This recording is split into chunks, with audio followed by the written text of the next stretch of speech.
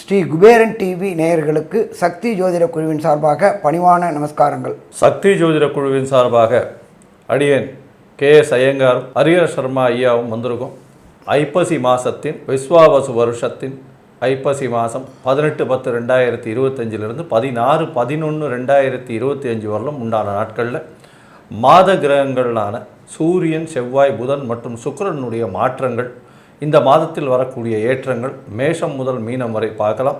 அதற்கு முன்னாடி இந்த மாதத்தினுடைய கோல்சாரம் என்ன, அதை தவிர இந்த மாதத்தினுடைய விசேஷ நாட்கள் என்ன அப்படின்றத ஐயா கிட்ட கேட்டுக்கலாம். நமது யூடியூப் அனைவருக்கும் சக்தி ஜோதிட குழுவின் சார்பாக தீபாவளி நல்வாழ்த்துக்கள். நாம் இப்போ பார்க்க போகிறது விசுவாச வருஷம் ஐப்பசி மாத பலன்களை பார்க்க போகிறோம். காலபுருஷ தத்துவத்தின்படி 4வது ராசியான கர்க்கடகத்தில் குரு பகவான் வக்ரகதியில் இருக்கார்.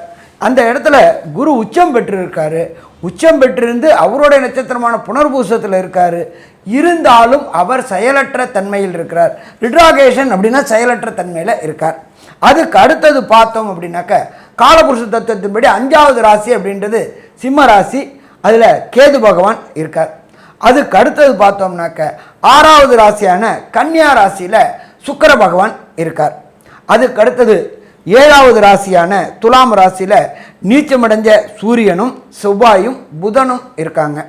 அதுக்கு அடுத்தது பார்த்தோம்னாக்க காலபுருஷ தத்துவத்தின்படி 11வது ராசியான கும்பத்தில் சனி பகவான் ரிட்ராகேஷனில், அதாவது ரிட்ராகேஷன்னாக்க செயலற்ற தன்மையில் இருக்கார். கூட ராகு பகவானும் இருக்கார். இப்படி ஏற்பட்ட கிரக நிலவரத்தில் இந்த ஐப்பசி மாதம் பிறக்குது. சரி, இந்த ஐப்பசி மாதம் பிறக்கும்போது ஆத்மகாரகனான சூரியனே நீச்சம் அடைஞ்சு போயிட்டாரே சாமி. அதே போல் கடந்த ஒரு 12 நாளைக்கு சுக்கிர பகவான் நீச்சம் அடைஞ்சிருக்கிறாரு. அதை தவிர புத பகவானை பொறுத்தளவுக்கு பரிவர்த்தனை யோகம் பெற்று அவரவர்கள் ஆட்சி பெற்ற நிலையில் இருக்கிறாங்க. இந்த ஐப்பசி மாதத்தில் என்னென்ன விசேஷங்கள் வருது அப்படின்றத பார்ப்போம். எப்போதுமே நம்மளை பொறுத்தளவுக்கு நம்மளுடைய நேயர்களுக்கு என்ன சொல்லிடுறோம் அப்படின்னாக்க, எந்தெந்த நாளில் என்னென்ன விசேஷங்கள் வருதுன்னு அவங்க முன்னாடி தெரிஞ்சுக்கிட்டாங்கன்னாக்க அதற்கு உண்டான ஏற்பாடுகளை செய்து கொள்ள வசதியாக இருக்கும். 20/10/2025 என்ன? தீப ஒளி திருநாள். தீப ஒளி திருநாள்னா என்ன? நரகனை வதம் பண்ணின நாள். அதுக்கு அடுத்த நாளே அமாவாசை வந்துடுது. எப்பொழுதுமே பொறுத்தளவுக்கு தீபாவளிக்கு அடுத்த நாள் வரும், ஒரு சில காலகட்டங்கள் முன்னாடி வரும். 21/10/2025 அமாவாசை அன்னைக்கே லக்ஷ்மி பூஜை பண்ணுவாங்க. சூரனை வதம் பண்ணிய நாள். எம்பெருமான் முருகப்பெருமான் சூரனை வதம் பண்ணிய நாள் எப்போ அப்படின்னாக்க 27/10/2025. அதுதான் கந்த சஷ்டி. 28/10/2025. சாமி, நானும் கொடுத்த வாடகை வீட்டிலே இருக்கிறேன், நானும் ஒரு சொந்த இடம் வாங்கி வீடு கட்டுறதுக்கான யோகம் வருமா அப்படின்னு நினைக்கிறவங்களுக்கு இந்த ஐப்பசி மாதம் வாஸ்து நாள் வருது. என்னைக்கு வருது அப்படின்னாக்க 28/10/2025. அதுலேயும் பூஜை போடுறது உகந்த நேரம் அப்படின்றது கார்த்தால 6:55 8:25 பூஜை போட்டோம் அப்படின்னாக்க அந்த பில்டிங் எந்த விதமான தடங்கல்களும் அரசாங்கத்தினாலேயோ பேங்க் லோன்னாலேயோ இயற்கை சீற்றங்கள்னாலேயோ எந்த தடையும் தாமதமும் இல்லாமல் வாஸ்து பகவானை நாம் குளிர வச்சுட்டோம் அப்படின்னா அவர் நமக்கு அருள் புரியும் பொழுது எந்த விதமான தடங்களும் தாமதமும் இல்லாமல் வீடு எடுத்து கட்டி முடிக்கிறவர்களும் அந்த வாஸ்து பகவான் இருக்கார். அப்போ அந்த பரம பவித்திரமான நாள் 28/10/2025. அதுக்கு அடுத்தது பார்த்தோம் அப்படின்னாக்க 5/11/2025 அன்னாபிஷேகம். அந்த பௌர்ணமி பேர் ஐப்பசி பௌர்ணமி. ஐப்பசியில் பார்த்தோம் அப்படின்னாக்க சூரிய பகவான் இருக்கிறது துலாத்தில் இருப்பார், சந்திர பகவான் இருக்கிறது மேஷத்தில் இருப்பார். மேஷம் அப்படின்றது ரிஷபத்தில் சந்திரன் உச்சம் பெறக்கூடிய காலகட்டங்கள். அப்போ இந்த காலகட்டங்கள் அப்படின்றது பௌர்ணமி. இந்த ஐப்பசி பௌர்ணமி அவ்வளோ ஒரு விசேஷமானது. இப்படி ஏற்பட்ட இவ்வளோ மிக சிறப்பான நாட்களோட இந்த ஐப்பசி மாதம் 18/10/2025 16/11/2025 வரையிலும் 29 நாள் கிட்டத்தட்ட இருக்கு. இதுல ஒவ்வொரு ராசிக்கும் என்னென்ன பலன்கள் தருவார்ன்றதை பார்ப்போமா? அன்பார்ந்த ரிஷபராசி என்பர்களே, சுக்கிரனை அதிபதியா கொண்டவங்க ரிஷபராசி என்பர்கள். இதுல 9 நட்சத்திர பாதங்கள் இருக்கு. கிருத்திகை 2, 3, 4 பாதம், ரோகிணி 1, 2, 3, 4 பாதம். இதை தவிர மிருகசிருஷம் 1, 2 பாதம். அப்போ இந்த 9 நட்சத்திர பாதத்தை கொண்ட சுக்கிரனை அதிபதியாக கொண்ட ரிஷபராசி என்பர்களுக்கு ராசிநாதன் ராசிக்கு 5ல் இருக்கார். 5ல் நீச்சமடைஞ்சு இருந்தாலும் பெரிய பிரச்சனை கிடையாது. ஏன்னா அவங்க பரிவர்த்தனை யோகம் பெற்றிருக்கிறாங்க. பரிவர்த்தனை அப்படின்றத பொறுத்தளவுக்கு அவங்க வீட்டில் அவங்க ஆட்சி செய்கிறதுக்கு சமானம் அப்படின்றது ஜோதிஷ சாஸ்திரத்தில் சொல்லப்பட்டிருக்கு. அப்போ உங்களுடைய ராசிநாதன் 5ல் திரிகோணத்தில் இருக்கிறதுனால கண்டிப்பாக கடந்த காலகட்டங்களில் நீண்ட நாட்களாக குலதெய்வ வழிபாடு செய்யணும்னு நினச்சிக்கிட்டு இருந்தவங்களுக்கு ஏதாவது ஒரு தடங்கள், ஏதாவது ஒரு தாமதம் வந்துக்கிட்டே இருந்துச்சு. அது எல்லாமே இந்த ஐப்பசி மாதத்தில் அதற்குண்டான ஏற்பாடுகள், தடைகள், தாமதங்கள் விலகக்கூடிய வாய்ப்புகள் உண்டு. இதை தவிர ரிஷபராசியை சேர்ந்த அன்பர்கள் திருமணமாகி நீண்ட நாட்களாக வம்சம் விருத்தி என்கின்ற சந்தான பாக்கியம் கிடைக்காம அவதிகளும் சங்கடங்களும் அசிங்கங்களும் பெற்றுட்டு இருந்தவங்களுக்கு விடுதலை விடுதலை விடுதலை கிடைக்கக்கூடிய வாய்ப்புகள் உண்டு. குழல் இனிது யாழ் இனிது எம்மக்கள் குரல் கேளாதோர். குழந்தை இல்லாத வீடு அப்படின்றது நரகத்திற்கு சமானம். அப்படியே ஏற்பட்ட இந்த ரிஷபராசி என்பவர்களுக்கு ஐப்பசி மாதத்தில் 5ஆம் இடத்துல சுக்கிரன் இருந்து அவர் பரிவர்த்தனை யோகம் பெற்றிருக்கிறதுனால வம்சமிருத்தி கிடைக்கக்கூடிய வாய்ப்புகள் உண்டா? வம்சமிருத்தி கிடைக்கக்கூடிய வாய்ப்புகள் உண்டு. அதே போல் பார்த்தோம்னாக்க சின்னத்திரை பெரிய திரை கலைஞர்களுக்கு கடந்த காலகட்டங்களில் புரட்டாசி மாதத்தில் விசேஷங்கள் செய்ய மாட்டாங்க. அது கோயில்களுக்கு உண்டான மாதம்னு சொல்லிக்கிட்டு இருக்கிறதுனால படப்பிடிப்புகள் இல்லாமல் வீட்டிலே முடங்கி கிடந்துட்டு இருந்தீங்க. அவங்களுக்கு எல்லாருக்குமே புதிய வாய்ப்புகள், படப்பிடிப்புகள் கிடச்சி, அதுவும் பார்த்தாக்க வெளியூர், வெளிமாநிலம், வெளிநாட்டில் கிடச்சி கடந்த காலகட்டங்களில் ஏற்பட்ட கடனை அடைக்கக்கூடிய மாதிரி 3 மடங்கு வருமானம் வரக்கூடிய வாய்ப்புகளும் உண்டு. அதே போல் பார்த்தோம்னாக்க சுக்கிர பகவான் 6ல் ஆட்சி பெற்றதுக்கு சமானம். ரிஷபராசியை சேர்ந்த நண்பர்கள், சாமி நானும் படிச்சுட்டேன், எனக்கும் எதுவும் வேலை கிடைக்கல, படித்த படிப்புக்கு வேலை கிடைக்கல அப்படின்னு நினச்சிக்கிட்டு இருந்தவங்களுக்கு படித்த படிப்புக்கு உண்டான வேலை இந்த ஐப்பசி மாதத்தில் கிடைக்குமா?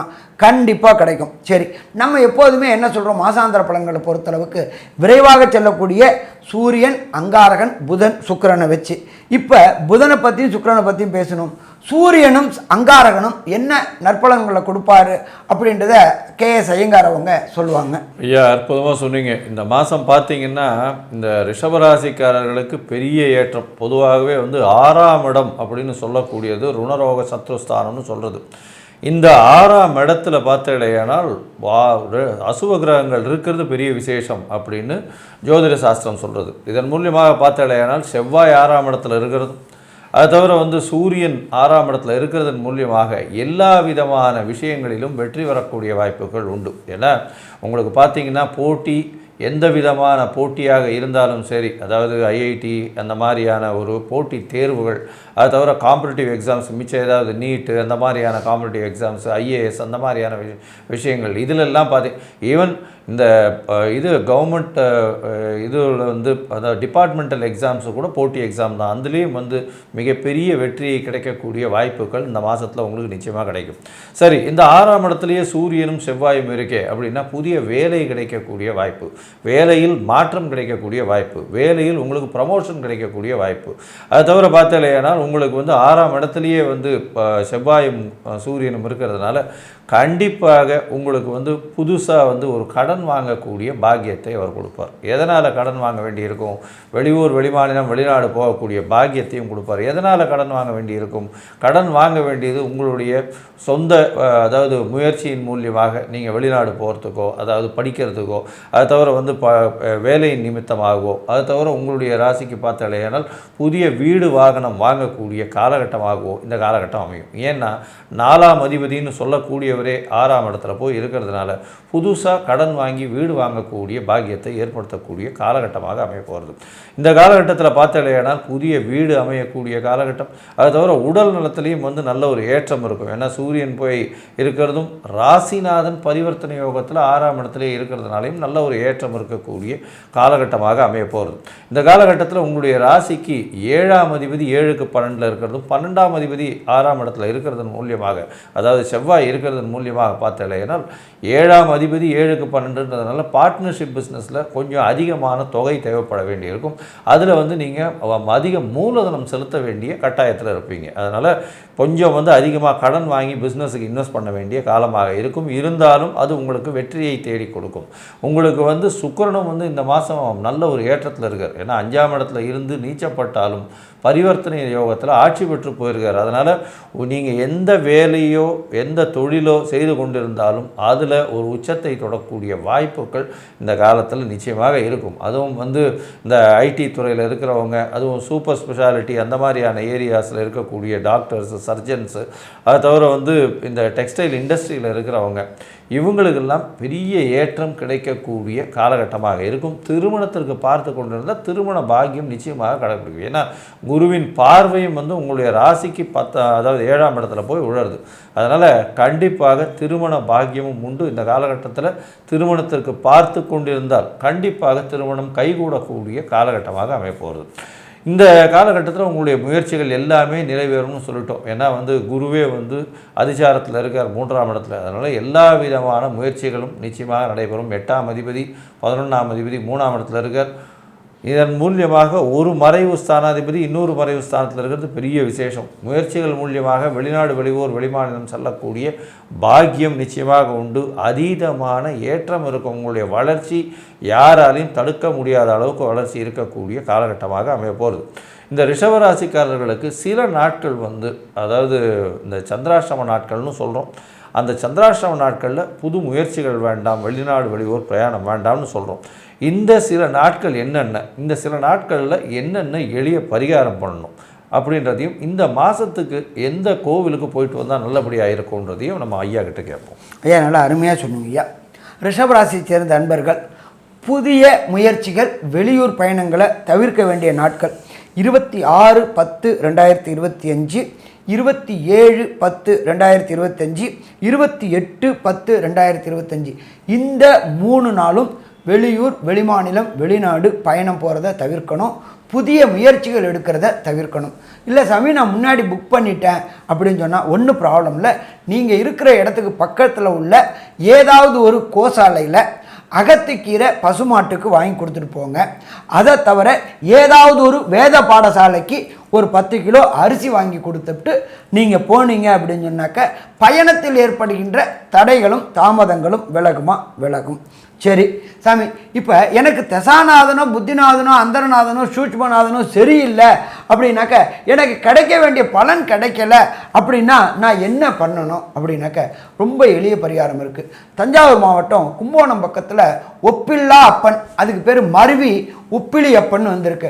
அந்த உப்பிலி அப்பன் கோயிலுக்கு இந்த ஐப்பசி மாதம் 18/10/2025 16/11/2025 ஒரு ட்ரிப்பு போயிட்டு முடிஞ்சால் சுவாமிக்கு திருமஞ்சனம் பண்ணிட்டு வாங்கோ. அந்த திருமஞ்சன தீர்த்தத்தையும் வாங்கி சாப்பிடுங்கோ. சாமி எனக்கு அவ்வளோ தூரம் போக முடியாது அப்படின்னா அருகில் இருக்கிற ஏதாவது ஒரு பெருமாள் கோயிலுக்கு போயிட்டு அந்த பெருமாளுக்கு சனிக்கிழமையில் ஒரு திருமஞ்சனம் பண்ணுங்க, இல்லாட்டி வெள்ளிக்கிழமையில் ஒரு திருமஞ்சனம் பண்ணுங்க. அதே போல் காலையில் எழுந்திரிச்ச விட்டு விஷ்ணு சஹஸ்ரநாமமும் இல்லாட்டி வெங்கடேச சுப்ரபாதமும் கேளுங்க. சாயங்காலத்தில் விஷ்ணு சஹஸ்ரநாமம் போட்டு கேளுங்க. இந்த எளிமையான பரிகாரங்கள் செய்தால் வருகின்ற தடைகள் தாமதங்கள் அத்தனையுமே சூரியனை கண்ட பனி போல விலகும். ஸோ இப்போ மொத்தத்தில் ரிஷபராசி என்பவர்களுக்கு இந்த ஐப்பசி மாதம் என்னென்ன நற்பலன்கள், என்னென்ன கெடுபலன்கள் அப்படின்றத கன்க்ளூஷனாக நம்மளுடைய அஸ்ட்ரோ கேஎஸ் ஐயங்கார் அவங்க சொல்லுவாங்க.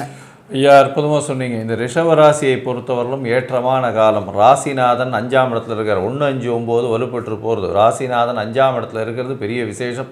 9ஆம் அதிபதியும் 10ஆம் இடத்துல இருக்கார். நல்ல ஒரு ஏற்றம் கிடைக்கக்கூடிய காலகட்டம்.